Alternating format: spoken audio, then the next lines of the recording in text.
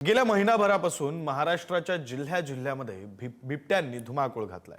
बिबट्यांच्या हल्ल्यामध्ये लोकांचे जीव जात आहेत। बिबट्यांचा बंदोबस्त करा या मागणीसाठी लोकांना आंदोलन करावं लागतंय, रस्त्यावर उतरावं लागतंय। बिबट्याची दहशत असली तरी नेते मंडळींनी मात्र त्याची अक्षरशः हास्य जत्रा केली। बिबट्याला पाळीव प्राण्याचा दर्जा द्या अशी मागणी आमदार रवी राणांनी केली।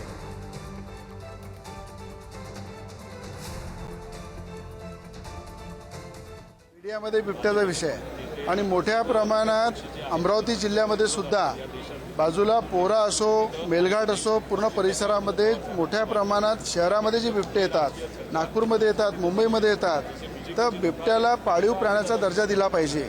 या संदर्भात मी स्वतः वन मंत्र्यांची, गणेश नाईक साहेबांची आज भेट घेतली की बिबट्याला पाळीव प्राण्याचा दर्जा देण्यासाठी प्रस्ताव केंद्र सरकारकडे पाठवा। नाही दिले पाहिजे ना। पहिले रवी राणाच्याच घरी 4-5 बिबटे ठेवले पाहिजे आणि त्याला सांगितलं पाहिजे की तू आणि तुझ्या फॅमिलीनी मिळून जेवढे मेंबर असतील सगळ्यांनी एक एक बिबट्या पोसा आणि त्यानंतर मग दुसऱ्याला अनुभव सांगा की तो पाळीव प्राणी आहे की हिस्त्र प्राणी आहे।